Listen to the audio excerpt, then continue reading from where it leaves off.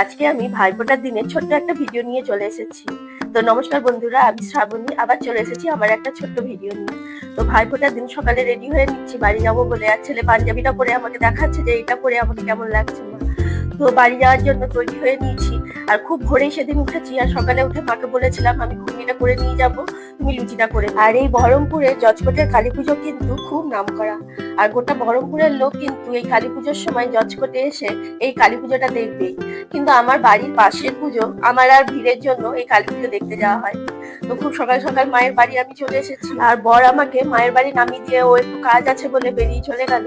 তো বাড়ি এসে দেখি মা সব রান্না বান্না জোগাড় করছে, আর এদিকে দিদির মেয়েরা সব রেডি হচ্ছে ফোঁটা দিব বলে। আর বাড়িতে যখন সবাই একসাথে হই, অনুষ্ঠানের থেকে কিন্তু কম কিছু না, সারাদিন কিন্তু বকর বকর সেই চলতেই থাকে, গল্প আর শেষ হয় না। আর এদিকে দাদা রেডি হয়ে গেলে সবাই ফোঁটা দিতে বসে পড়বো।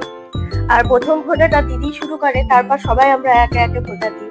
দিদি যেহেতু সবার বড়, ওই জন্য দিদি আগে ফোঁটা দেয়, তারপর আমি ফোঁটা দিই। আর কালী পুজোর পর আমরা বোনেরা কিন্তু এই ভাইফোঁটার জন্য অপেক্ষা করি। আর ভাইফোঁটাটা কম বড় কিন্তু অনুষ্ঠান না আমাদের কাছে। এই দিনটাতে আমরা সবাই কিন্তু ভাইয়ের মঙ্গল প্রার্থনা করি। আর এদিকে কিন্তু আমার বৌদি আমার বরকে ফোঁটা দিচ্ছে। আর আমার ননদ যেহেতু প্রতি বছর ফোঁটাতে আসতে পারে না, সে কারণে আমার বৌদি আমার বরকে ফোঁটা দেয়। এরপর আমার ছেলে আর আমার দাদার ছেলে বসে পড়েছে ফোঁটার জন্য। তবে আমার দাদার ছেলেকে কিছুতেই বসানো যাচ্ছিল না ফোঁটার জন্য। ওকে গিফট দেখিয়ে বসিয়ে রাখা হচ্ছিল যে সবাই একটা করে ফোঁটা দিবে, তোকে একটা করে কিন্তু গিফট দিবে।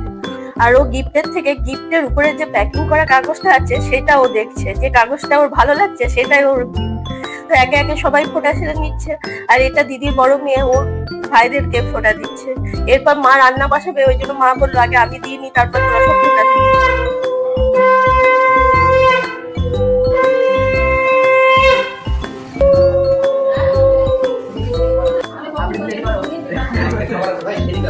আর ভাই বোনে ফোঁটা দিতে বসে এতই আর কি ফাইলামি, ফোঁটা দিবে কি, এ ওর পিছনে লাগছে, সে ওর পিছনে লাগছে। আর এই ফোঁটার দিনটা সত্যি কথা বলতে একটা আলাদাই আনন্দের অনুভূতি। আর আমার দাদার ছেলে গিফট পছন্দ হচ্ছে না, ওর যে জিনিসটা পছন্দ সেটাই নিবে। ও বুঝতে পারছে না যে এটা ওর গিফট না দাদার গিফট, কিন্তু ও ওটাই নিবে, আর রাগ হয়ে গেছে পাশে বসে। তারপর দাদার মেয়ে বোনেদের মধ্যে সব থেকে ছোট, ওই জন্য ও সব শেষে ও ফোঁটা দিচ্ছে।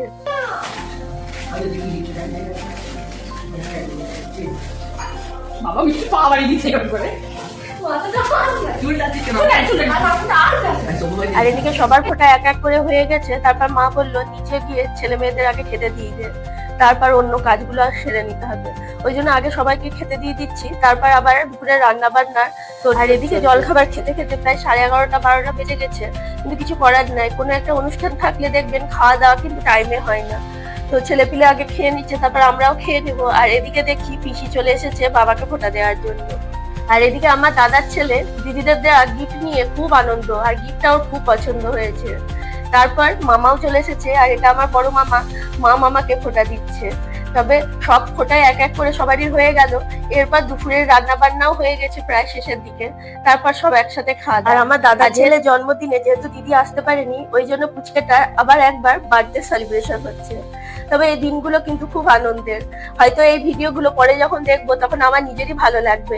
এই টুকরো টুকরো স্মৃতিগুলো কিন্তু সারা জীবনের সঞ্চয়। আর দেখবেন কোনো অনুষ্ঠান ছাড়া কিন্তু সবাই একসাথে জড়ো হয় না, আর দুপুরে কিন্তু সবাই মিলে একসাথে বসে খাওয়ার একটা আলাদাই আনন্দ। তবে আমার ভাইফোঁটার দিনটা খুবই ভালো কেটেছে। আর বন্ধুরা, তোমাদের কার কেমন কেটেছে অবশ্যই কমেন্টে। খাওয়া দাওয়া সাথে সাথে 4টে প্রায় বেজেই গেছিল। তো আজকের ভিডিওটা এখানেই শেষ করছি, আবার দেখা হবে নেক্সট কোনো ভিডিওতে। আর পাশে থাকার জন্য বন্ধুরা তোমাদের অনেক অনেক ধন্যবাদ। আর আমিও খেতে বসে পড়েছি দুপুরের খাবার। তো আজকে এখানেই আসি, আবার দেখা হবে অন্য কোনো ভিডিওতে। Thank you.